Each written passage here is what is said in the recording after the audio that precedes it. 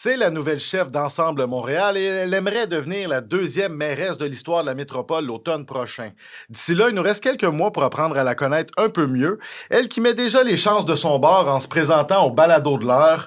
Bienvenue à notre grande entrevue de la semaine, Soraya Martinez-Ferrada. Salut! Salut, bonne fête du Canada, en Oui, passant. oui, effectivement. Est-ce que c'est comme quelque chose, ça, pour toi, la fête du Canada? Ben, je pense que pour bien du monde, là, tu sais, je veux dire, que tu sois autant une nationaliste, souverainiste, québécoise, tu vas fêter la fête nationale et pas. Oui. Autant qu'il y a des gens qui vont fêter la fête du Canada, des gens qui sont arrivés ici. Tu sais, ma famille, on est des immigrants Oui. qui sont arrivés au Québec, donc on est des fiers Québécois, mais aussi, tu sais, des gens dans ma famille, ben, ils aiment ça fêter le Canada. Fait que fêter les deux un peu, là. Ben, c'est pas une question de fêter. Je pense que c'est un moment aussi pour se, tu sais, se retrouver en famille, entre amis. Hier, je regardais plein de monde dans les parcs. Tu sais, ça te donne une journée de congé lundi. Tu sais, bref. Ouais. Fait que non, je pense que c'est un moment qui est le fun. Hein. Es-tu plus Shania Twain ou les Cowboys fringants?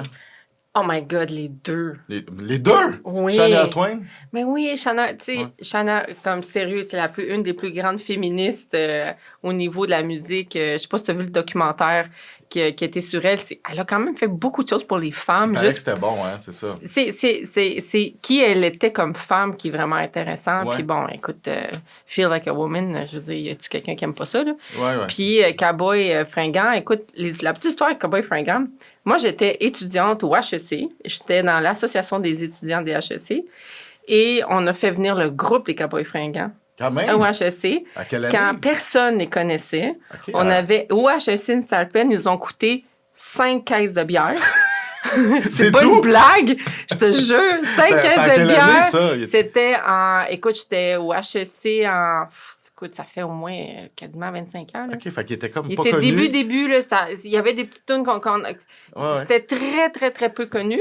Mais il y avait une petite crowd de fidèles qui commençait. Fait que les crowds de fidèles, écoute, au HEC de la cafétéria, on était genre 600 personnes. Là. Ça avait été ils venaient pour 5 caisses de bière. Ils sont venus pour 5 caisses de bière. Puis je me souviens, il a commencé en disant « Écoute, j'en reviens pas, si j'étais à l'université des comptables. » C'était vraiment drôle.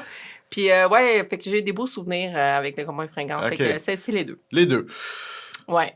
Soraya, tu t'es lancé dans la course à la mairie sous la bannière d'Ensemble Montréal contre Luc Rabouin, successeur de Valérie Plante de Projet Montréal. Êtes-vous déjà en campagne ou là, c'est quoi le mot? Oui, là? parce que, en fait, contrairement à certaines autres paliers de gouvernement, tu sais, le premier, tu sais la date. La date est fixe. Tu sais qu'elle s'en vient. Ouais. Fait que c'est comme si tu vas avoir un gros accident et tu te prépares pas pour ça. Là. Fait que c'est sûr qu'on est déjà en campagne. On appelle ça pré-campagne. Fait que, puis c'était pour ça aussi que c'était important pour moi de me lancer tôt parce que sinon, je dis souvent que Montréal, c'est comme un pays, là. Tu as 19 arrondissements. Tu sais, il peut pleuvoir à Pierrefonds puis faire beau à Pointe-de-l'Île. Tu sais, je veux dire, c'est ça, Montréal. Là. Ouais. Fait que ça prend du temps. Fait que, J'imagine qu'on est déjà en campagne. Il y a peut-être une petite stratégie, j'en parlais avec ton équipe tantôt, tu peux pas non plus enfoncer trop de politique dans la gorge du monde au mois de juillet. Non, puis on a un défi de notoriété tous les deux. Ouais. Je pense que ça, c'est important. Bon, lui, il est élu depuis quand même beaucoup longtemps que moi au niveau municipal. Fait que c'est sûr qu'il y a quand même un peu plus connu que moi, mais je pense que oui, effectivement, tu peux pas... C'est un marathon, là. Tu peux pas être en sprint tout le temps, tu vas te brûler, là. Fait que c'est sûr que... Puis les gens, ils sont pas là en ce moment. Là, les gens sont en vacances. C'est pas le moment nécessairement d'être en train d'annoncer à tout bout de champ des annonces que de toute façon, les gens, dans 2 mois, vont plus s'en souvenir, là. Le défi de notoriété, c'est intéressant parce que c'est à double tranchant. Il y en a des fois des gros noms qui arrivent, puis c'est payant, mais ça peut être aussi l'effet inverse. Oui, tout à fait. Puis moi, je pense qu'à Montréal, l'avantage, c'est que les médias vont aussi créer la course. Ouais. Hein? Ils vont, c'est ça aussi, là. Je veux dire, ils vont nous porter parce qu'on aime ça, les courses, là. Fait que on aime ça regarder ça. Fait que c'est sûr que les médias vont aider aussi à ce que la notoriété monte. C'est un peu ce qui est arrivé autant avec Mélanie Joly, avec Valérie Plante la première fois. Tu sais, Valérie, elle n'était pas connue pas du tout, là. Puis Mélanie Joly était bien moins connue que toi quand elle a commencé. Quand elle a commencé. Fait que, tu sais, les médias ont créé la course parce qu'ils trouvaient ça intéressant. Fait qu'il y a un peu de ça aussi qui va arriver. Puis j'imagine que c'est pas évident dans le contexte actuel où les médias sont déchirés avec ce qui se passe l'autre bord de la frontière, ce qui se passe au Proche-Orient. L'actualité quand même politique extérieure foisonne. Puis paradoxalement, une course à la mairie, c'est big aussi. Puis je pense que contrairement à avant, là, même pour le temps de Mélanie Joly à l'époque, les médias sociaux sont encore plus importants aujourd'hui qu'ils ne l'étaient quand Mélanie s'est lancée. Ouais. Tu sais, en 10 ans, là, ça a énormément changé. Là. Plus que 10 ans, là, maintenant, presque 13 ans. Tu sais, ça a beaucoup, beaucoup changé aujourd'hui versus... Tu sais, TikTok n'existait pas, là. Non. Ça te donne une idée, là. Fait que c'est sûr que les médias ont changé. Quand on parle de médias, maintenant, on parle aussi de médias sociaux, on parle d'influenceurs, on parle de toutes sortes de choses qui n'étaient pas là avant. Fait que la campagne, pour ça, elle va prendre plus de temps. Puis pour ça que les médias deviennent plus importants. T'sais. Là, j'ai vu que ton équipe est jeune et hip. Fait qu'au moins, vous n'allez pas tomber dans les pièges de réseaux sociaux. T'es en train de dire que je suis vieille, puis... Pas du tout, mais tu sais, des fois, tu regardes QS, leur game de réseaux sociaux, TikTok, t'es un peu cucu, mais tu sais, c'est ça. Fait que c'est quand même important maintenant de se démarquer là-dedans, j'imagine. Mais moi, j'ai toujours eu la chance de travailler avec des gens qui n'étaient pas nécessairement de ma génération, puis ça va dans les deux sens. C'est-à-dire, moi, quand j'étais très jeune, j'avais des mentors qui étaient très seniors, tu sais. Donc, ça, je trouve ça intéressant aussi. Louise Arel, mettons. Louise Arel, tu sais, Marcel Côté a été quelqu'un avec qui j'ai beaucoup parlé. Tu sais, c'est des gens qui ont 30-40 ans de plus que moi, là. Fait que c'est sûr que même quand j'étais jeune, j'avais des gens comme ça que je trouvais intéressants. Puis aujourd'hui, je trouve même qu'une Louise Arel, elle a encore beaucoup, beaucoup de jeunes qui la suivent. Puis j'ai la chance d'avoir aussi beaucoup de jeunes qui me suivent. Puis à quelque part, non seulement ça me garde pas jeune, mais jeune dans l'esprit, dans la vivacité de nos idées, puis de savoir comment le monde bouge. Parce que sinon, si t'es pas où le monde est, tu réponds pas à ce que le monde a besoin. Fait que puis ça inclut aussi les jeunes. T'sais. Fait que c'est pour ça que je me considère très chanceuse d'avoir des jeunes femmes qui me suivent comme ça. Puis des jeunes hommes aussi. On a une ex-jeune collègue qui tantôt je demandais parce qu'elle est rendue dans ton équipe. Oui. Et là, je disais, ben pourquoi? Puis elle t'a rencontré dans un événement, puis elle a voulu te suivre. Fait que pourquoi les jeunes t'aiment? Qu'est-ce que... Je pense qu'il y a quelque chose que j'ai... puis avec beaucoup d'humilité. J'ai beaucoup d'humilité. Ça, je vais t'avouer. Puis il n'y a pas grand... Puis même mon équipe, des fois, sont un peu nerveux parce que je suis pas très pudique. Moi, la vie, c'est la vie. C'est autant que tu sois un politicien ou une personne normale. Fait que, tout nous arrive à tout le monde. Fait que, je suis très ouverte là-dedans. Fait que je pense que ce qui attire beaucoup, je pense, c'est l'authenticité. C'est ce que tu vois, c'est ce que je suis. Ce que je te dis, c'est ce que je suis. Tu sais, il n'y a pas de... Il n'y a pas de game, il n'y a pas de... C'est ça. Fait que je pense que ça attire. Puis les gens se sentent en confiance. Puis ils ont le goût de faire « Ah, OK, ben si elle dit quelque chose, elle va le faire. » Fait que ça, c'est le fun. Oui, c'est une belle qualité, l'authenticité. Oui, c'est ça, l'authenticité. C'est ce qu'on reproche souvent aux politiciens, justement, de jouer une game de tout ça. Fait qu'on veut des personnages vrais, on veut des l'humain. Puis moi, j'ai jamais fait de la politique pour faire de la politique. Tu sais, la politique c'était pas un plan pour moi. T'sais, c'était pas quelque chose que j'avais dit, un jour, je vais faire ça. La politique est venue à moi parce que les gens m'ont demandé de le faire. Parce que j'ai toujours voulu être utile dans la vie. Puis la politique, c'est une façon d'être utile, mais c'est toujours le goût de servir puis d'être utile à ta communauté, à ton monde. Fait que, c'est ça. Je pense que faire de la politique, c'est une façon de mettre la main dans la pâte puis faire des choses. T'sais. Concret. Oui, c'est ça. Tu l'évoquais tantôt, les réseaux sociaux sont rendus importants. C'est quoi ton rapport avec ça? Je te dirais, écoute, comme tout le monde, tu sais, des fois, il y en a tellement que tu dis ça devient complexe, hein, d'autant d'être sur Instagram, Facebook, tu sais, bon, LinkedIn. Maintenant, est-ce que je m'en vais sur TikTok ou pas? Tu sais, il y a toute l'idée de est-ce que TikTok, c'est sécuritaire au niveau de nos données. Tu sais, je viens du fédéral. On s'est interdit TikTok. Tu comprends? Mais aujourd'hui, nos jeunes sont sur TikTok. Fait que c'est sûr qu'est-ce qu'on y va, est-ce qu'on est là-dedans. Fait que je trouve ça complexe, mais en même temps, c'est nécessaire. Puis c'est une nouvelle forme de communiquer qui est aussi intéressante parce qu'elle me permet d'être authentique, tu sais, moi-même. Puis ça, je trouve ça le fun. Où je trouve que s'il faut faire attention, c'est que ça ne devienne pas stagé. C'est que là, finalement, ton média social n'est pas une vitrine sur cette authenticité, mais c'est une vitrine sur quelque chose qui n'est pas vrai et pas réel, puis que tu fais un peu de glamour dessus, puis tu te dis, bon, fait que moi, je veux pas aller là. Fait que c'est ça. C'est intéressant. Puis pour les femmes, par contre, les réseaux sociaux, ils ont été raides dans les dernières années. Il y a beaucoup de femmes qui ont jeté la serviette, même de la politique.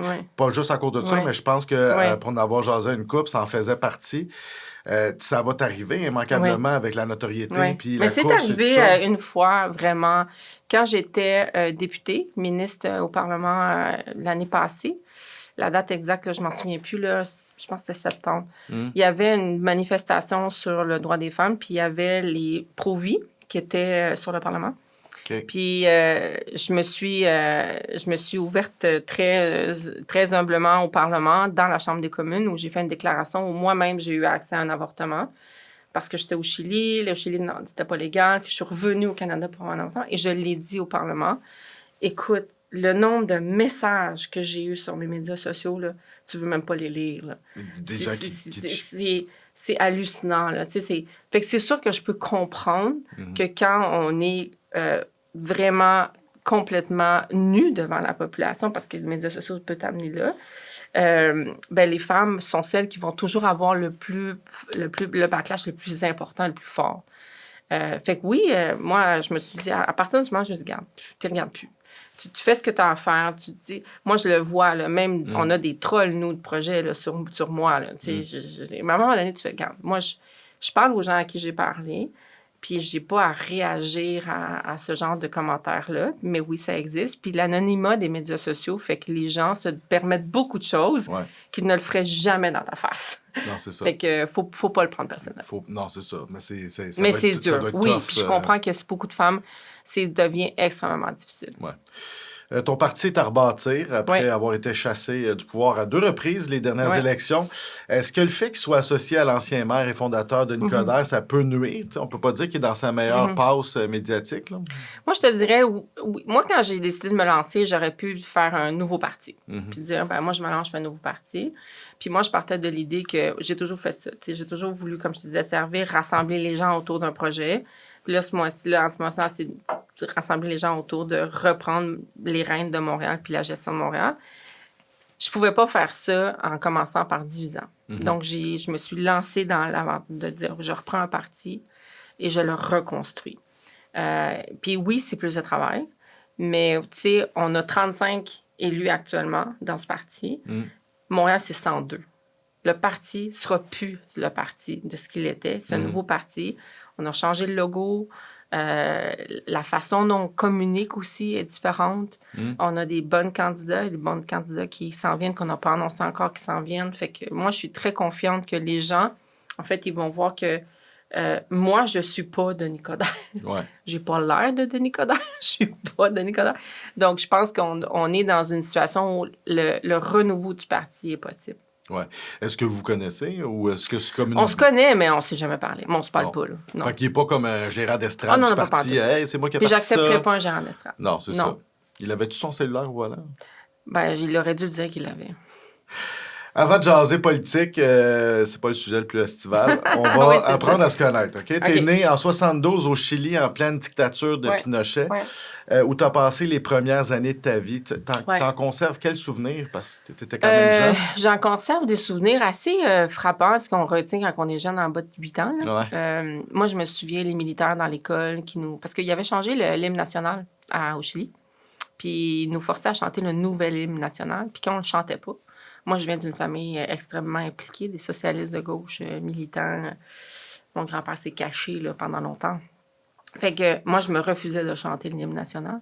Puis je me faisais taper en dessous de la tête là, par les militaires qui me disaient, mais non. Les militaires étaient dans la classe pour veiller. Les militaires étaient dans la cour d'école intérieure, puis ils s'assuraient que les enfants chantaient. La nouvelle fait que moi, j'ai des images des militaires dans la rue, j'ai des images des militaires dans la cour d'école. J'ai le souvenir des gens qui courent dans la rue. J'ai le souvenir de, nous, dans la famille, il y a des gens qui ont été au stade, qui ont été torturés. Fait que, il y a comme un... C'est dans l'ADN de la famille, tu comprends? Cette espèce de persécution là, que tu vis. Là. Fait que c'est sûr que c'est dans notre dans qui on est. Là. Puis cette histoire du pays, elle te suit de génération en génération. C'est pour rien qu'on dit que les conflits de guerre qui durent depuis des décennies et des centaines d'années, c'est parce que c'est dans la... C'est ancré. C'est ancré dans la culture des familles, tu sais. Écoute, tu débarques à 8 ans dans Hochelaga, près du métro Joliette. C'est un pas pire changement de décor, là, mettons. Est-ce que tu te souviens de tes premières impressions? Tu passes du Chili sous une dictature militaire. Métro Joliette dans les années 80? Ben, moi, je me souviens, en fait, de débarquer à l'aéroport avec ma poupée où je comprenais rien. Parce que je parlais français, mais je parlais pas français. Puis je comprenais rien. Puis je me souviens de débarquer dans un tout petit appartement. On était 2 chambres à coucher de souvenir, puis on était peut-être 3 familles là-dedans. Puis je sais, je me souviens de passer d'une maison, une grande... Tu sais, on avait une belle maison, nous, au Chili. Pas une belle maison, mais tu sais, des maisons dans le sud. Tu sais, t'as des vignes de raisin. Vous étiez dans quel coin? On était à Santiago, puis ma famille vient d'une ville qui est sur le bord de la mer, là. Okay. Fait que c'est sûr que tu passes de ça à... OK, c'est un carton, là, c'est tout petit, là. Puis, tu sais, de voir tes parents, tes grands-parents qui pleurent, cette détresse de l'arrivant, là, qui est dans le mode survie, là. Toi, t'étais une petite fille, tu catches pas, parce que c'est des réfugiés politiques, tes parents, ils étaient un peu menacés s'ils restaient. Fait que... Oui, mon grand-père n'est jamais retourné au Chili, il est mort en exil, parce qu'il était sur une liste noire, fait que lui, s'il mettait les pieds au Chili, il se faisait arrêter. Qui n'est jamais été... Il a été un journaliste. C'est lui qui a beaucoup, beaucoup travaillé pour faire connaître ce qui se passait au Chili. Tu sais, à l'époque, il n'y avait pas de médias sociaux. Hein? On n'était pas là-dedans, là. Fait qu'on était juste dans le téléphone. Fait que des appels à clandestins pour écrire dans un petit journal qu'il imprimait dans son sous-sol, qui a fait ça pendant 10 ans. Moi, à tous les jours, quand je revenais de l'école, je revenais dans le sous-sol. Il y avait une grosse Bertha là, d'imprimante. Là. Wow. Puis moi, j'allais coller. Tu sais, à l'époque, là, on n'avait pas d'infographie Internet. Là. On coupe le titre, on le colle, tu sais, puis on fait des montages sur une lumière, là, en dessous de lumière. Là. Tu sais, on est dans les années 80, là. Fait que moi, j'ai fait ça pendant longtemps, là, d'aller l'aider à faire. Puis après, on imprime, puis on va distribuer ça dans la communauté, aux journalistes, pour faire comprendre ce qui se passait au Chili. Ouais. Donc, beaucoup des gens comme mon grand-père dans d'autres pays ont fait mobiliser les médias internationaux sur ce qui se passait au Chili, tu sais. Fait que pendant que je faisais du Big Wheel, on a à peu près le même âge. Toi, tu faisais la révolution... Moi, je faisais la révolution dans le sous-sol de mon grand-père. Dans le sous-sol de ton grand-père. Oui. Ton engagement politique commence par un engagement communautaire comme bénévole à Saint-Michel. J'ai lu que le point de départ, c'est une grossesse difficile. Je sais pas si c'est trop délicat d'en parler. Non! Mais... Ben, en fait... C'est ça. Moi, j'ai étudié pour être dans l'administration, puis je travaillais dans une banque, puis je me suis écœurée, puis j'ai dit, je peux pas faire ça dans ma vie. T'as étudié là-dedans, dans le fond, HEC. Au HEC, c'est ça. Fait que là, je travaillais dans une banque. T'as vu les cowboys, t'as fait, hey, fuck off, là, ouais. Non, pas juste ça, c'est parce que je travaillais dans une banque, puis j'ai vraiment pas aimé ça, puis je dis, fait que je suis allée travailler pour une petite compagnie de danse qui s'appelait Le Corps Indice, en tournée pendant genre 3 ans. Okay. Puis j'ai fait plein de pays, là, c'est super le fun, mais je suis tombée enceinte. Puis là, je pouvais plus voyager. Puis j'ai une grossesse effectivement difficile. Puis moi, écoute, j'ai la bougeotte, là. Moi, je peux pas rester chez nous. Puis ma mère, elle m'a dit, écoute, là, arrête d'écœurer le monde. Là. Va donc faire une couple d'heures de bénévolat à l'écoquartier. C'est en face de chez vous. Ils ont besoin de quelqu'un parce qu'elle elle était bénévole. OK. Fait que j'ai fait ça pendant quelques semaines. Puis après, j'ai vraiment aimé ça. Puis j'ai travaillé à l'écoquartier pendant presque 4 ans. C'était complètement un changement, là. Passer de faire des tournées internationales à travailler dans le communautaire, là. J'ai adoré ça. J'ai fait ça pendant 4 ans. Puis, c'est ça. Fait que oui, c'était parce que je devais rester pas trop... parce que j'avais une grossesse effectivement difficile. Puis, c'est pour ça que... T'as pogné la piqûre? J'ai pogné la piqûre communautaire. Tu as travaillé à TOU dans ce temps-là? Oui, puis la TOU, en fait, c'est arrivé, c'est qu'eux, ils s'en venaient avec un gros projet de revitalisation avec le Cirque du Soleil, l'École nationale de cirque, le parc aujourd'hui qui est Frédéric Bach à l'époque. Ouais. Puis moi, je travaillais dans le milieu communautaire. Puis quelqu'un leur a dit, si vous voulez que ça marche, parce que c'est un projet de 65 millions qui arrivait dans un quartier des plus pauvres à Montréal, avec des grands besoins. Puis on dit, ben ils ont quelqu'un qui pourrait vous aider à ce que ça atterrisse socialement acceptable dans le quartier. Mm-hmm. Puis c'est mon nom qui est sorti. Puis il a dit, allez la chercher, elle va vous aider. Fait que j'ai travaillé pendant 5 ans à la TEU pour faire ça. Fait que je faisais des grands événements sur un terrain vacant. Okay. Que les gens commencent à s'approprier le fait qu'il y a un grand projet qui s'en venait, mais que c'était pour eux. J'ai créé un programme d'insertion professionnelle pour les jeunes de Saint-Michel, pour que les gens y travaillent dans la TEU, qui viennent du quartier. C'est ça, tu as fondé un programme là, d'insertion professionnelle. Oui, puis en fait, le programme était basé sur... C'est pas genre, est-ce qu'à compétence égale, tu as la job? Ouais. Parce qu'à Saint-Michel, tu l'as pas, la compétence. T'sais. Fait que c'est quoi ton code postal? Puis je vais former pour que tu fasses la job. C'est une façon très différente de penser l'intégration. J'avoue. Parce que sinon, tu peux pas penser que les gens vont avoir la même compétence s'ils n'ont pas eu les mêmes chances de vie que toi. Pas dans un quartier comme Saint-Michel. Fait que tu peux pas prétendre offrir à chance égale quelque chose qu'ils n'auront jamais accès. Fait qu'il faut que tu les formes pour ça. Si tu penses vraiment que tu dois leur donner une chance, puis qu'ils ont le droit d'avoir plus de chances qu'un autre parce qu'ils habitent dans ce quartier-là, ben il faut que tu fasses un programme qui est différent. Puis on a créé, puis honnêtement, c'est le premier programme comme ça au Québec. Là. Ça n'existait pas avant, ce genre de... C'est un mindset très différent. Ce paradigme est complètement différent. T'étais un bon modèle pour les gens parce que tu prêches tu peux prêcher par l'exemple. Toi, t'as appris la langue, t'es arrivé ici, puis là, t'es rendu... Puis moi, j'ai grandi dans le hood, dans le hood de Saint-Michel, district 67, comme ça qu'on l'appelait. Puis j'aurais pu très facilement m'en aller dans une autre. Tu sais, moi, j'ai des amis qui ont fait des amis de l'époque, là. Tu sais, quand j'étais jeune à Saint-Michel, des jeunes qui ont fini en prison, une couple, deux qui ont fini finalement leur vie pour toutes sortes de raisons. Tu sais, comme... Le quartier Saint-Michel, Montréal-Nord, RDP, tout ce quartier de l'Est, c'était pas un quartier facile dans les années 80, là. Fait que c'est sûr que j'aurais pu... puis effectivement, tu sais, il faut que tu acceptes que pour travailler avec des jeunes ou des gens qui sont très marginalisés, qui n'ont pas eu la même occasion que toi, ben il faut que tu arrives avec des programmes qui sont dédiés à ça. T'sais. Puis l'ATEU a fait ça. T'aurais pu tomber puis j'aurais pu tomber l'autre bord. Oui, effectivement. On t'associe à la scène fédérale, mais tu as été quand même député libéral de Schlager puis ministre, mais tu as quand même commencé, c'est un retour aux sources, tu as commencé au municipal de 2005, en 2005, tu avais 32 ans. Oui. Mais ça aussi, c'est vrai parce que c'est le communautaire qui sont venus me dire « Va donc te présenter au municipal. Ah oui, OK. On a besoin de quelqu'un là, qui connaît Saint-Michel, qui pourrait aller défendre Saint-Michel. » Puis c'est comme ça que je suis allée, parce que moi, écoute, la politique municipale, c'est comme ça que mange quoi en hiver? Gérer des poubelles, ça me tente pas, tu sais. Non, mais sérieux, là, t'es comme, OK. Puis là, j'ai un monsieur, Pierre Desrochers, qui était le directeur du CLSC de Saint-Michel. Pierre m'avait dit, Sarah, on a juste besoin de quelqu'un qui va aimer son monde dans Saint-Michel puis qui va aller défendre. Puis on s'en fout des poubelles. Tu cochais là-dessus. Tu sais. Les poubelles, tu vas t'en occuper parce que t'es tout doueur puis tu ne laisseras pas traîner des poubelles. Tu veux un quartier qui est propre parce que tu veux être fier de ton quartier. Okay? C'est pas ça la job. Mais il faut la faire, mais c'est pas ça la job. Puis c'est drôle parce que je pensais à lui quand j'ai décidé de me lancer à la mairie. Puis il m'a écrit, mais puis il est à la retraite maintenant. Il est en fin de vie, en fait. Puis je me souvenais de cette conversation-là. Puis aujourd'hui, c'est comme la même conversation. J'ai beaucoup de monde qui sont allés me chercher en me disant « Viens donc à la mairie de Montréal. » Moi, sérieux, là, j'étais bien. Là. Moi, j'étais députée d'Hochelaga. J'ai gagné un quartier, un comté qui n'avait pas été libéral depuis presque 40 ans. Puis j'aimais ma job de députée. Vous faites 1 million par année, tu sais, Non, pas en tout. Non, mais t'avais pas... ça allait bien, là. Non, ça allait bien, j'aimais ça, tu sais, j'ai jamais... Tu sais, je suis fière d'avoir été ministre, que Justin m'a nommé dans son cabinet. Avoir eu cette expérience-là, c'était extraordinaire. Mais Montréal, c'est ma ville, tu sais, fait que j'ai eu le même sentiment de, OK, Montréal a comme besoin qu'on s'en occupe. Montréal a besoin qu'on l'aime. Montréal a besoin que, tu sais, est-ce que quelqu'un qui a envie de faire la job? Parce que c'est sûr que Montréal, c'est compliqué à gérer. C'est pas une ville facile.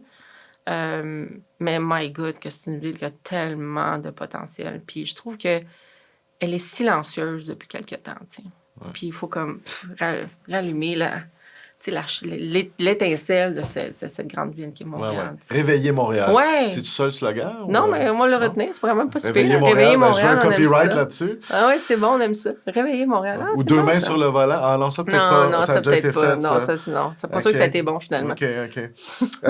Tu t'es fait élire, je reviens dans ton passé, dans le parti de Gérald Tremblay. Tu l'as quitté juste avant le scandale des compteurs d'eau. Fait que finalement, t'as bon flair. T'es parti. Mais je suis partie pour ça. Je suis partie pas à cause des compteurs d'eau. Je suis partie en 2007 parce qu'à l'époque, il y avait l'îlot Balmoral, qui était en fait le projet de la SHL, qui aujourd'hui, l'ONF, les grands ballets qui sont là, le quartier des spectacles. Mais avant le quartier, là, les gens ils pensent que ça a toujours existé. Ben non, c'était avant l'îlot Balmoral, puis il y avait un grand projet immobilier, puis nous, on l'a arrêté, ce projet-là. Puis c'est pour ça qu'on a quitté. Parce qu'on a senti que c'était pas un parti qui était... En tout cas, moi, j'ai pas senti que c'était un parti qui était clean en termes de comment il parlait aux gens. Puis je suis partie en 2007. Je suis siégée comme indépendante. Je suis partie pour ça. Mais on avait mis 2 ans dans le grand projet qui était Montréal Métropole culturelle, qui était le secrétariat, qui a donné le quartier des spectacles. Moi, je suis partie le 15 septembre. Le 17 septembre, on a inauguré le 140 millions qu'on est allé chercher à Québec. On s'entend-tu que c'est pas en 2 jours qu'on avait fait ça? Là? Ça faisait 2 ans qu'on travaillait là-dessus. Moi, puis à l'époque, Benoît Labonté. Puis on a livré quelque chose d'extraordinaire pour Montréal, qui est le quartier des spectacles. Puis je pense que quand tu fais ça en 2 ans, là, Montréal, on pourrait faire tellement beaucoup de choses. Là. Mais oui, effectivement, tu sais, j'ai quitté un parti qui allait pas bien. Là. Oui, puis je me souviens, il faut te rendre à César. Je pense que tu avais déjà des différends. Tu étais sorti aussi Oui, j'étais publiquement sortie une couple de fois. contre l'administration. C'est ça. Donc, tu as siégé comme indépendante. Puis, tu as rejoint Vision Montréal, qui était dirigée par Louise Arel, on en parlait tantôt, qui était devenue la chef de cabinet de Louise après. C'était comment être avec Loulou? C'est drôle parce que le lendemain de l'élection municipale, tu sais, un chef, tu le vois pas nécessairement dans ta campagne. Tu sais, toi, tu fais ta campagne, puis bon. Puis le lendemain de la campagne, on n'a pas été élus, on a perdu tout ça. Téléphone seul, moi, je réponds, puis elle dit « Soraya, bonjour, c'est Louise. » Là, je suis comme « Louise. » Je savais pas à de qui c'était. Écoute, c'était Louise Ariel, tu sais. Là, je suis comme « OK, excusez, pardon. » C'est Louise Ariel. Puis là, elle me dit « Écoute, j'aimerais ça que tu deviennes ma directrice de parti. » Je suis comme « Elle est tombée sur la tête. » Puis ça a été difficile parce que le parti était extrêmement endetté. Était sur le bord de la faillite. Je pense que pour Louise Arel, une femme aussi extraordinaire que cette femme-là, avoir fini sa carrière politique avec une faillite de parti, c'était pas la chose à faire. Et j'ai travaillé très fort, très, très fort, pendant 4 ans pour sauver, en fait... Puis elle est restée, tout son mandat. Puis ça, là, je trouve qu'en politique, il n'y a pas beaucoup de monde avec cette dignité de la fonction. Non, de dire... J'ai été élue, je suis chef d'opposition, mais je fais mon mandat. Elle est restée 4 ans, là. Elle n'a pas besoin d'être ça, Louise Arel. Elle n'avait pas besoin d'être ça. Puis elle est restée, puis c'est elle qui a sorti beaucoup de choses à Montréal. La collusion dans les contrats. On a demandé une commission d'enquête publique à tous les jours. On avait des motions à tous les mois depuis... on a fait ça pendant 2 ans. Là. À tous les mois, on avait une motion sur une demande d'enquête publique. Fait que Louise, elle a été digne dans la fonction jusqu'à la fin de son mandat. Puis ça, pour moi, ça a été une femme extraordinaire. Je suis très contente de l'avoir dans ma vie encore aujourd'hui. Je suis très contente qu'elle ait été dans ma vie à ce moment-là. Ça a été une bonne mentor, puis très fière. C'est une tête forte. Elle tenait tête justement même à René Lévesque dans le temps. Oh my God, c'était oui. comme un bouton noir un peu. Oui, mais ce que je trouve extraordinaire, Louis, c'est que ces gens-là qui, oui, sont des têtes fortes, puis je me considère aussi une tête forte, mais ce que je trouve extraordinaire, c'est que Louise, elle m'a appris quelque chose. Puis je pense qu'on doit tous avoir ça dans notre tête quand on parle à des gens. Quand tu as quelqu'un devant toi, c'est de te demander comment cette personne existe. Qu'est-ce qu'elle a besoin dans sa vie? Pourquoi elle existe? C'est quoi sa raison d'être? Quand tu comprends ça, mais tu peux valider la personne, puis après, trouver un point où on avance ensemble. Puis Louise, elle a cette qualité-là d'être, oui, têtue, mais oui, une tête forte, mais une femme extrêmement humaine qui reconnaît la valeur humaine des gens. Ce qui fait que elle est pas facile de dire non à Louise. Puis moi, j'ai beaucoup, beaucoup, beaucoup appris avec elle. Et je pense qu'on s'aime énormément, même si on n'est pas dans la même famille politique fédérale. Mais on est des femmes, je pense, qui se sont retrouvées dans... Pourquoi on fait ça, de la politique, t'sais? Puis on fait ça parce qu'on est des gens qui veulent être utiles à sa société puis à sa population. Fait que je me sens très, très privilégiée d'avoir dans ma vie. C'est quoi, toi, ta raison d'être? Pourquoi ma raison d'être? Ta raison d'être? Moi, je pense que je suis une immigrante. Tu te disais tantôt, on aurait la 2e femme à la tête. Oui, c'est vrai. Je me suis jamais qualifiée comme une femme immigrante. Je suis une femme, oui, je pense que ma raison d'être, c'est donner la valeur à ce sacrifice d'avoir quitté un pays, d'arriver quelque part, puis de contribuer. Je pense que c'est ça ma raison d'être. Je pense que c'est l'exemple d'intégration ultime aussi, oui. d'être parti d'un pays où ça brasse pour arriver ici puis diriger la ville, la métropole. Mais tu sais, j'ai été ministre fédérale. Tu sais, ma mère, quand je pense que ma mère a pensé que sa fille elle se retrouvée dans un gouvernement, dans le pays qui l'a accueillie. Fait que dans le fond, c'est comment tu vas aussi loin que de dire, comment je contribue à ce pays d'accueil, parce que dans le fond, ce que tu veux à tous les jours, c'est de démontrer au pays qui t'a accueilli que tu as ta place. C'est vraiment ça. Ça t'émeut, hein? Fait que, donc, c'est très senti.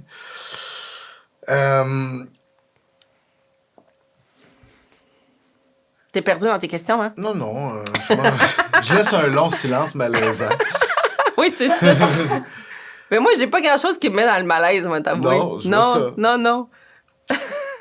Bon, finalement, après Louise Arel, t'es retourné travailler à la TOU. T'as reçu un coup de fil de Mélanie Joly en 2015, qui réclame ton aide pour sa campagne d'investiture. Vous êtes connus comment?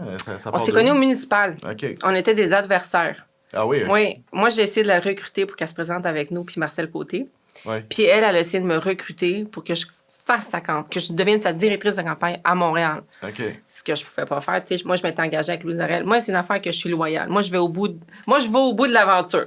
Ouais. Qu'elle soit positive ou négative, là, moi, je suis comme all-in. Tu sais, fait que moi, je vais au bout. Fait que j'ai pas... on s'est refusé, mais on s'est beaucoup apprécié, moi puis Mélanie, puis on est toujours restés comme en bon terme. Tu sais. Ça a cliqué, là. Oui, on s'est apprécié, mais c'est pas Mélanie qui m'a appelé. Moi, j'ai été voir le parti en 2015, fédéral. Ça faisait 10 ans qu'on avait le Parti conservateur à Ottawa. Moi, je venais du milieu de la culture. Je savais à quel point ça avait été dur pour le milieu de la culture. Ouais. Il y avait toute la question aussi sur la question du droit des femmes. Fait que moi, je suis allée voir Pablo, qui était le directeur de la campagne de Québec. Puis j'ai dit à Pablo, j'ai dit, écoute, moi, je me suis jamais mouillée au fédéral, mais là, je choisis le fédéral, je choisis le Parti libéral avec Justin, parce que vous me donnez ce que je pense qu'on a besoin comme femme, milieu culturel, etc. Ouais. Comment je peux t'aider? Puis c'est lui qui m'a dit, écoute, ça se pourrait que Mélanie s'en vienne. Elle va peut-être... Ah, ben j'ai dit, écoute, on va... C'est un bon match, là. Mais écoute, une investiture avec Mélanie, ça a été compliqué. Oh my God, c'était 9 candidats. Ça a duré 7 mois de campagne, 8 mois de campagne investiture. Ça a été long. Si les gens ils pensent qu'on y a donné, là, elle l'a travaillé, elle a gagné au 3e tour de l'investiture. C'était une campagne contre Maria Mourani du NPD. Tough campagne. Quand même. Puis après ça, ben Mélanie, elle m'a dit, écoute, pas sûr que ça te tente de rester à Montréal. Si elle est ministre, elle était ministre. C'est comme si on te demande d'aller, aller entraîner l'équipe nationale, puis tu fais comme, oh, non, on va rester chez nous. T'sais. Non. Fait que j'ai l'ai su à Ottawa. Ouais. Puis ça n'était pas dans les plans non plus de faire ça, mais c'était vraiment une belle expérience. Écoute, tu te retrouves conseillère au patrimoine. Ouais. Quel parcours, tu sais, du Chili au patrimoine canadien. Tu peux pas être... non, c'est clair. Oui, c'est ça. Mais tu deviens toi-même député d'Hochelaga en 2019 par une petite majorité, à peu près 300 voix. Puis une deuxième fois en 2021, mais là, avec 3000 voix. Qu'est-ce qui s'est passé entre les deux? Ben moi, je voulais te démontrer que j'avais pas été une erreur de parcours. Ouais. Puis pour ça, il fallait que je sois la meilleure députée d'Hochelaga. Puis Hochelaga a quelque chose de vraiment spécial. C'est comme un village. Mm-hmm. Quand on t'adopte, on t'adopte. Puis...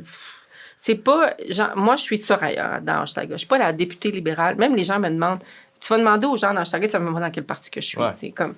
Il y a vraiment ça dans Hochelaga. C'est cette espèce de village. Tu sais, Louise Arel était députée 30 ans. Ouais. Dans les hauts et les bas du PQ, puis tout le monde qui était libéral votait pour elle. Il aime Louise. Il aime Louise. Il aime Louise. C'est ça. Fait que moi, il y avait un peu ça. Fait que moi, j'ai voulu démontrer que j'étais pas une erreur de parcours. Puis qu'on l'avait travaillé, oui, mais que c'était pas une erreur de parcours. Puis je pense que j'ai été une très bonne députée pour Hochelaga. Puis j'ai beaucoup aimé ce rôle de député. Je pense qu'être député, j'ai plus aimé le rôle de député. Puis je sais que les gens le disent souvent, mais c'est vrai, que le rôle de ministre. Mm-hmm. Parce que député, c'est ton monde. C'est comme ta famille. C'est ton patelin. Là. C'est vrai que Louise, moi, je travaillais aux Nouvelles de l'Est. Ça existait-tu dans ton temps? Ça existe encore? Non, ça n'existe plus. Bon, ben, c'était le journal local. Oui, tout à fait. Louise, tu te promenais avec Louise, tu te promenais avec Bono en Afrique. Là, je disais, tout le monde allait la voir. Oui, puis encore aujourd'hui, les gens se souviennent de Louise. Puis là, fait que je suis très privilégiée d'avoir ça. Je me suis promenée dans la Place Valois encore cette semaine. Puis les gens me disent, ah oui, notre député, mais là, vous allez à la mairie. Là. Ah, c'est bon. Sont-ils contents? Ils sont contents. Okay. Puis quand j'ai été nommée ministre, my God, les gens étaient contents. Ouais. Parce que c'est comme si c'est Hochelaga qui avait gagné quelque chose, tu comprends-tu? C'est parce qu'il n'y avait jamais eu un ministre à Hochelaga, là, fédéral. Jamais, là. Jamais. J'avais pas pensé, mais c'est Mais vrai. non, jamais. Wow. Fait que c'est comme s'il avait gagné quelque chose. Ben oui. Ben oui, mais on gagnait ensemble. Fait que c'est le fun, tu sais. Fait que ouais, c'est ça. Louise, elle fumait-tu encore en cachette un peu? Non, elle fume plus. Arrêté? Elle a arrêté. Moi, je faisais des entrevues avec, elle fumait, puis t'es comme, dis pas ça, là. Non, c'est ça. Non, elle a arrêté. Elle a arrêté. Quand t'es devenue justement ministre du Tourisme, au sortir de la pandémie, j'imagine que tout était à refaire pour brander, revendre le pays. Tu sais, c'était... Oui. C'est ça, là. Mais c'était le secteur de l'économie qui a complètement crashé. Complètement. C'est un gros mandat pour toi? Oui, mais en même temps, je pense qu'il y avait déjà eu un début. Tu sais, moi, j'ai quand même travaillé avec... J'ai repris un portfolio que Mélanie Joly avait eu au début. C'est elle qui l'avait eu durant la pandémie. Puis elle avait fait quand même des bonnes choses. Elle avait mis en place des programmes qui avaient soutenu l'industrie quand même beaucoup. Puis moi, je pense que, tu sais, dans toute crise, il y a des opportunités. Puis moi, j'ai l'impression que le Canada comme tel, dans une crise du tourisme mondial, où les gens reprennent vie puis ils sont comme, OK, là, on peut sortir, on peut voyager. Ouais. Mais ils vont aller vers où ils sont en sécurité, où il y a des choses à découvrir. Puis le Canada, on a ce que le monde veut. on a des espaces, on a la nature. Tu sais, on peut avoir le sentiment d'aller quelque part où personne n'a mis les pieds, parce que c'est tellement grand. Ouais. Fait que, tu sais, on a quelque chose de très particulier.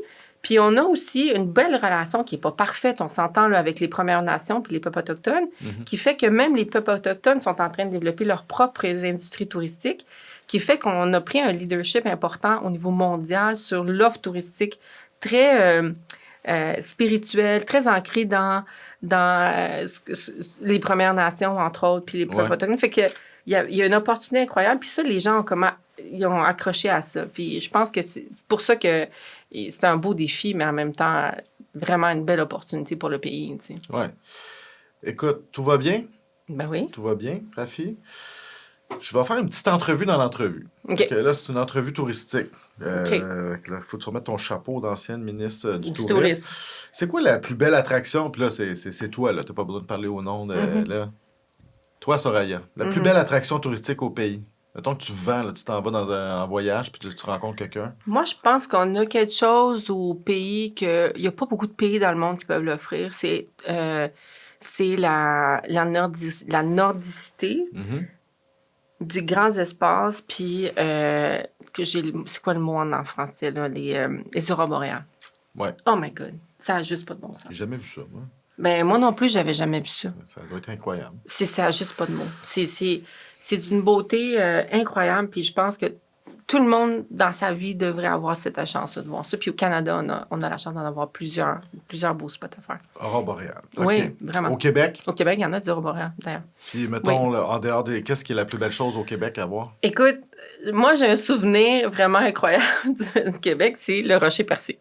Parce que, moi, quand j'étais jeune, j'ai eu une folie avec mon demi-frère, qu'on a monté la falaise en face, tu sais. Vous avez fait de l'urbex au Rocher Percé? Ouais, mais on s'est fait sortir par les pompiers puis tout, ça crée... Sérieux? Oui, je suis vraiment, vraiment sérieuse. Puis ma mère était enceinte, elle savait pas ce qui se passait, elle voyait passer les pompiers puis tout. T'as vandalisé notre rocher? On n'a pas vandalisé, on a juste resté pogné dans la falaise, on pouvait plus descendre ni monter. T'es resté coincé sur le Oui, rocher? fait que j'ai une belle image du tourisme à Rocher Percé. Ils sont obligés de sortir avec des cordes de pompiers. Mais bref, tout ça pour te dire que moi, je trouve que le Rocher Percé a quelque chose de tellement majestueux, là. Toute cette région-là... t'arrives, tu sors du fleuve, t'arrives dans la mer, c'est juste tellement majestueux. J'ai jamais vu. Mais coudonc! Ben non, mais je sais bien. C'est souvent ça. À Montréal? À Montréal? Ouais. À Montréal, il y a vraiment plusieurs spots intéressants que les gens, ils savent. On peut-tu se rappeler qu'on est une île? Oui, hein? C'est vrai. On l'oublie. Quand dans le plateau, là, tu fais comme... Non, on est une île. On est insulaire. Ouais. Donc, tous les bords d'eau à Montréal, tu vas trouver des affaires vraiment le fun. Puis des affaires vraiment poches. Oui. Tu sais, genre le port de Montréal puis les déversements qui n'ont pas de bon sens. Mais tu vas trouver, tu sais, la plage de l'Est, tu vas trouver le canal de la Chine, tu sais, dans le Nord. Juste faites le tour de l'île, là. C'est incroyable ce que vous allez avoir. Il y a des petits bateaux dans le canal de la Chine. On a fait ça, moi puis Philippe, mon boss, l'autre fois. Oui. On a fait un petit tour de bateau. Ben oui. Mais moi, je viens de déménager. Oui. Parce que j'ai une maison à Montréal, mais j'ai une famille avec 3 enfants dedans. Fait que je n'ai pas repris ma maison. J'en ai acheté une autre pour les mettre dans la rue, OK? Ouais. Fait que là, j'ai acheté une autre maison, puis j'ai trouvé un bijou. Quand j'ai acheté ça, j'ai dit, mais voyons donc, on a ça à Montréal. Je suis sur le bord du fleuve, devant l'île Sainte-Thérèse. Wow. C'est magnifique. C'est magnifique. Puis je trouve que si on peut se rappeler de ça à tous les jours, là, qu'on est une île, on va mieux prendre soin de notre ville. Attends, là, tu as déménagé en banlieue? Non, je suis à Pointe-de-l'Île. À Pointe-de-l'Île? À Pointe-aux-Trembles. OK, few. Oui, Là, oui. j'étais là, voyons. Mais non. 3 enfants? La famille qui a loué ma maison. OK, mais toi? 3 enfants. Non, j'en ai 2. Mais J'en ai j'en ai perdu un. Donc, j'en avais 3, oui. Ah, OK. Mais j'en ai 2. Vivants. Puis, ils ont quel âge? Ma fille a 24. Ouais. Mon fils a 22. Fait que ça, c'est pas pire. Oui. Sont-tu fins à cet âge-là? Non. Oui, ça dépend. Tu sais, ça dépend de la journée, comment ils se lèvent. Parce qu'à cet âge-là, tu as soit 7 ans, 10 ans, 15 ans, ça dépend. Tu sais, ça dépend. Fait qu'ils sont pas encore à maturité. Non, mais moi, j'ai 17 et 13, puis c'est pas le fun. Oui, c'est ça. Mais moi aussi, des fois, j'ai 20. Hein, ça dépend de la journée. OK, ouais. Puis des fois, je peux avoir 80 quand j'ai de l'arthrite. Mais bon. Mais ils sont contents, eux autres? Oui, ma fille est agent de bord à Air Canada. Ah, wow, OK. Ça, c'est cool. Mais, la pandémie a été difficile pour nos jeunes. Hein? Ben, surtout, puis mes enfants n'ont pas été immunes à ça. Ouais. Puis mon fils, ben lui, quand il a vu la pandémie, il a fait comme moi, il faut que j'arrête, là. Fait que je fais autre chose. Puis il plante des arbres en ce moment. Fait qu'il fait ça chaque année. Fait que ça fait 4 ans. Oui, il plante des arbres, il ramasse son cash puis il voyage. Ça fait 4 ans qu'il fait ça. Ben oui, excellent. Fait que je le vois 2-3 fois par année. Ouais. Là, le prochain voyage, c'est l'Asie. Ça va au Vietnam, Thaïlande. Il fait tout ça. Bravo ton fils. C'est ça qu'il faut faire. Oui. Il va finir avec un bateau à quelque part. Faites tout ça, les jeunes. Voyager. Ah, tellement. Ouais. C'est comme une expérience de vie. Je l'ai fait. Moi, j'ai lavé des chiottes dans l'Ouest, puis j'étais housekeeper, puis voyager. Ouais. Fait que lui, il plante des arbres. Il habite dans une petite tente. Puis, il doit être en shape, là. Pas en tout. Non? Il est comme tout maigrichon, mais il a été sportif toute sa vie. Il était en sport-études à Camo. Il faisait du plongeon. Puis, mais tu sais, c'est un petit maigrichon, là. Okay. Mais il a de la volonté puis de la détermination. C'est un bon trait de caractère. Ils doivent être fiers de leur mère, là. Oui, mais tu sais, vivre avec une mère qui fait de la politique, c'est pas... Ça a ses pour et ses contre. Si tu leur poses la question, ils vont dire qu'ils n'ont pas aimé ça. Parce ils ont vu le dark side un peu. Oui, tu sais, t'es pas là souvent. Ton téléphone... Écoute, là, mon fils, là, quand j'étais au primaire, là, à un moment donné, il arrive à la maison. Puis il avait fait une carte pour... Tu sais, des cartes pour la fête de mère, là. Ouais. Puis là, c'est une carte, puis il y a comme plein de petits carreaux dessus. Puis je suis comme, c'est beau comme dessin abstrait, tu sais. Puis là, j'ai dit, Yanko, c'est beau ta carte de fête, non, tu sais. J'ai dit, ben, c'est quoi, tu sais? Ben, il dit, maman, c'est un téléphone. Là, tu fais comme... mon carte Dieu. de mère. Mais c'est ça. Fait que, tu sais, oui... Il t'associe à ça. Tu sais, comme mère, c'est sûr que faire ce qu'on fait, ça a des sacrifices. Puis nos enfants, ben, des fois, ils vont payer le prix plus fort que... Parce que t'es pas là à 100%. Tu te partages. C'est difficile, cette vie de... Tu sais, le service public, là, on le voit, on est très critique de nos politiciens, je comprends. Mais la famille paye un prix aussi pour que nous, on fasse ça. Puis mes enfants l'ont payé, ce prix-là.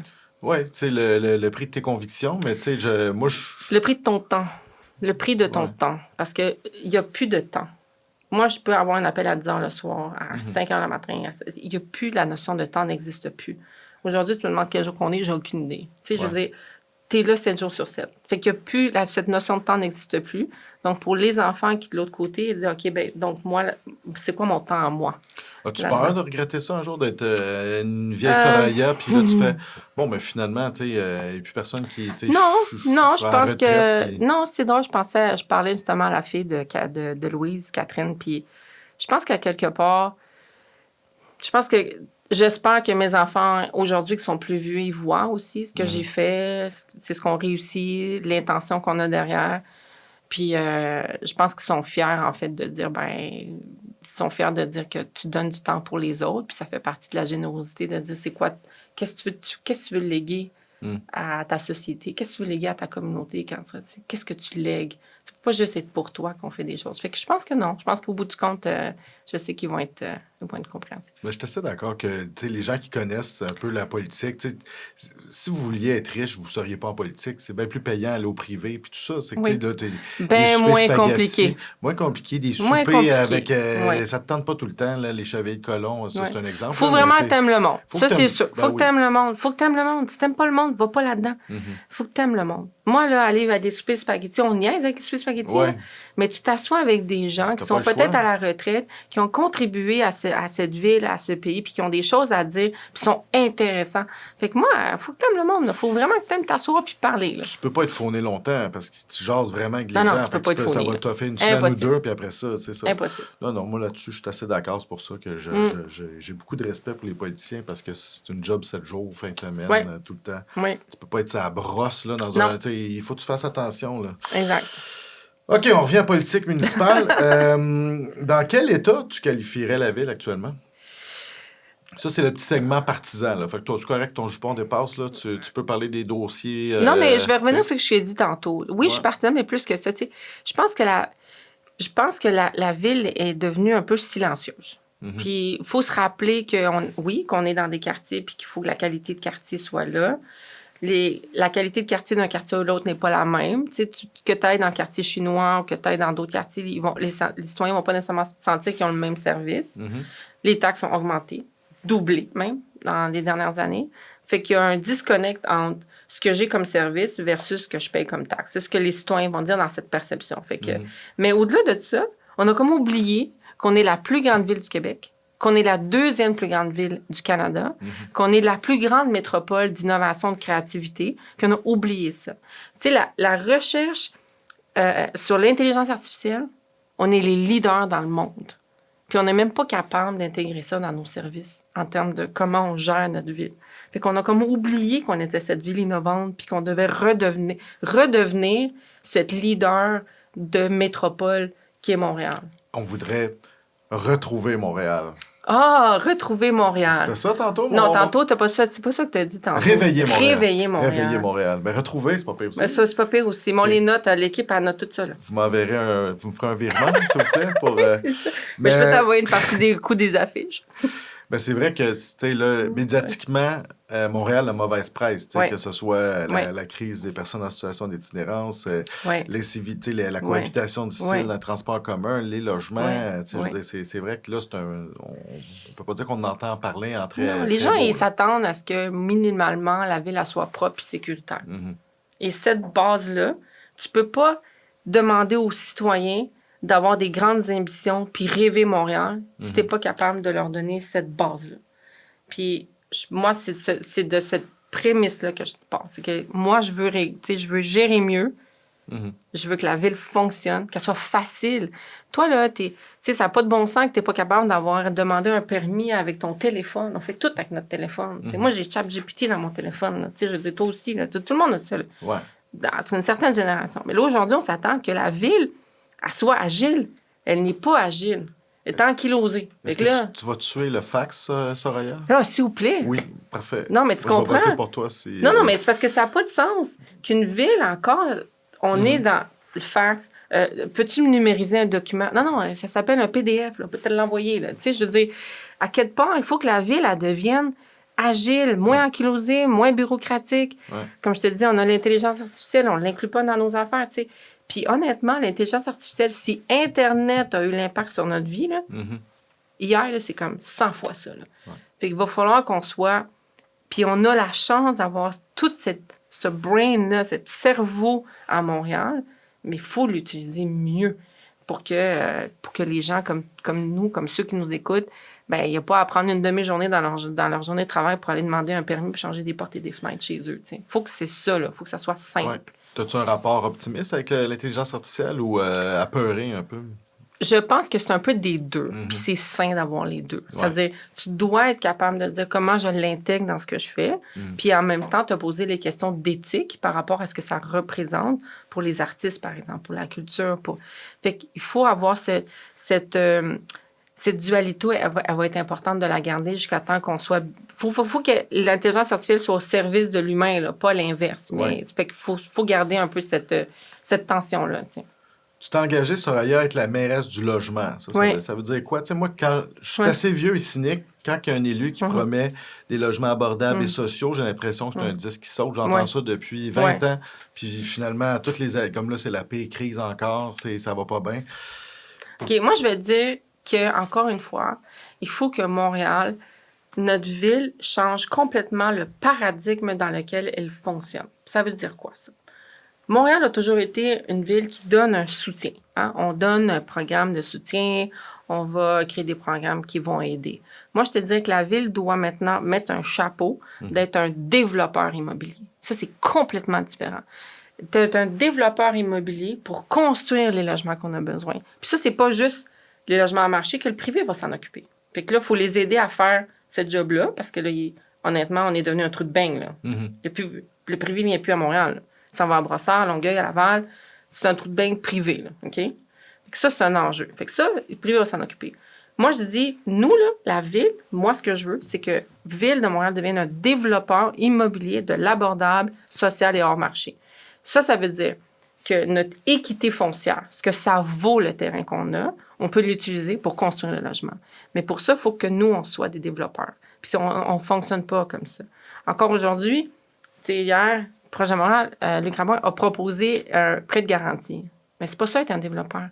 Moi, je veux pas être une banque, là. Moi, je veux le développer, le logement. C'est une façon très différente de pencher. Donc, de mettre les équipes, les contracteurs à l'ouvrage, Totalement. ben, c'est la ville qui gère ça comme un propriétaire. Avec un OBNL, Ouais. parce qu'on va toujours avoir un gestionnaire d'OBNL, mais c'est pas normal que la ville, dans les 8 dernières années, a acheté au-dessus de 87 terrains et bâtiments, dont plus de 50% n'ont pas de projet dessus.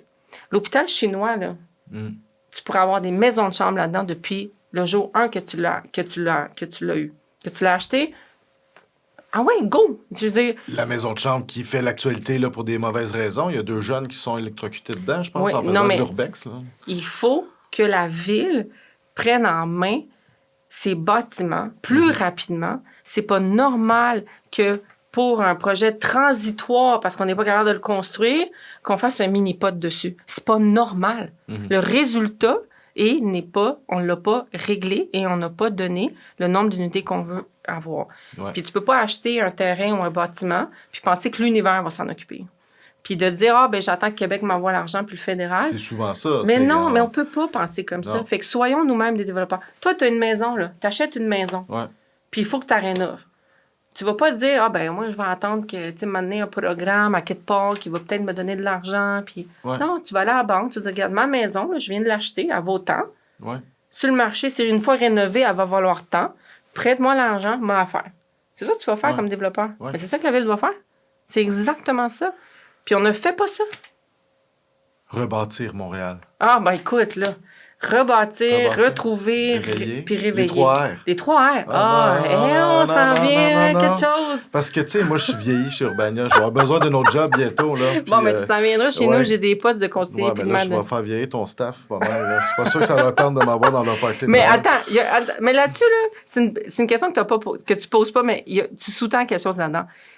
C'est pas parce que t'es plus vieux que t'es pas jeune dans la politique. Parce que si tu n'as jamais fait de politique dans la vie, c'est un regard nouveau que tu veux donner à la politique, une façon de faire différente. Non, ça vient pas avec l'âge. Tu es une jeune politicienne, mais chez Urbania, tu serais un ancêtre comme moi. Là. C'est parce que ça dépend de où. Je comprends. Là, en politique, t'es du sang neuf. Là. Tout va bien. Là. Tout va bien. Oui. On a eu l'avertissement. Bon, je serais pas le meilleur journaliste en Amérique si je revenais pas sur la petite controverse il y a quelques mois quand on a appris que tu avais exigé un dépôt de près de 3 000 à un locataire dans le passé. Une pratique illégale. C'est pas la fin du monde. Mais c'est parce que tu avais dit non, tu avais nié, puis finalement... Non, c'est ça l'affaire. Je trouve ça dommage parce que... Puis moi, j'ai pas voulu contester le journaliste là-dessus. Ouais. Quand il m'a appelé... Moi, je n'avais pas nié le dépôt. J'ai nié le dépôt du loyer. Parce que je n'ai jamais pris de dépôt de loyer, et c'est vrai. Moi, j'ai pris un dépôt de 1 000 $ sur des électroménagers, 5 nouveaux électroménagers. Pas le loyer. Donc, je n'ai pas... Mais à un moment donné, la politique puis les médias, des fois, tu sais, quand tu tombes dans l'explication, tu fais comme, garde, à un moment donné, tu laisses passer le tsunami, là, puis tu fais comme, OK. Tu dis, ben oui. Mais moi, je n'ai jamais demandé un dépôt de loyer pour cette maison. Je me souvenais même pas que j'avais demandé un dépôt de loyer pour les électros. C'est le locataire, même lui, il s'en souvenait pas non plus. C'est un notaire, by the way. Ouais. Fait que lui puis moi, on était comme... c'est pas légal, ça.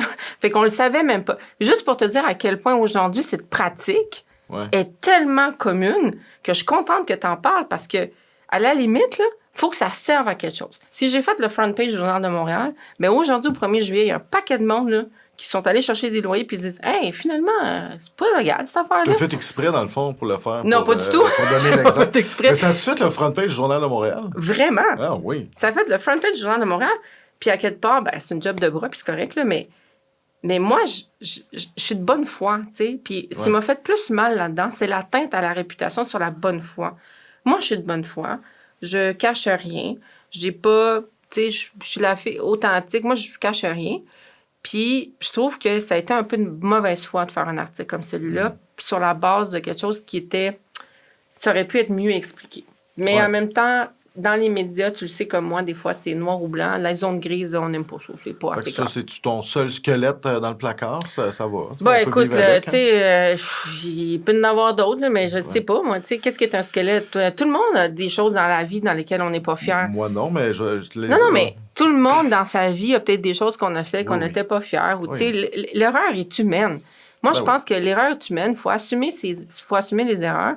Puis il faut être de bonne foi, puis c'est tout, tu sais. Au pire, au bout de tout ça, après ta carrière, tu iras faire un petit pèlerinage à Compostelle. C'est Oui, la mode dans ton parti. Moi, je vais être contente, ça veut dire que j'ai du temps. Oui. Ça veut dire que j'aurai du temps. OK, on achète. Mais t'es-tu beaucoup dans l'immobilier? T'es-tu comme Non, pas du tout. T'es-tu la Luc Poirier Oh féminine? my God, non, tellement pas. Combien de Ferrari? 40? J'en ai pas. Moi, j'ai une Toyota hybride rechargeable. C'est ça que j'ai. Ça, c'est bien, c'est écologique. Quel politicien admires-tu le plus, tout parti confondu?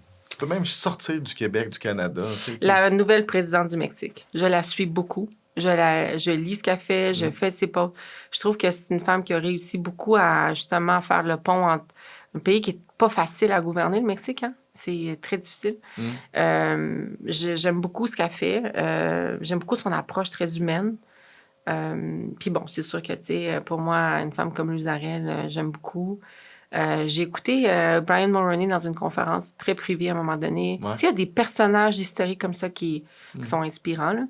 Il faut se rappeler que Brian Mulroney s'est tenu fort devant l'apartheid. Tu sais, des personnalités comme ça, je trouve ça inspirant. Là, tu sais, d'avoir le courage de, pas juste ses convictions, mais des fois pas dire ce qui est populaire, mais dire ce qu'on a besoin de faire. Là. On achève. Je veux juste te demander, tu sais, consommes-tu beaucoup de culture québécoise? C'est quoi ton dernier roman québécois, mettons? Oh mon Dieu!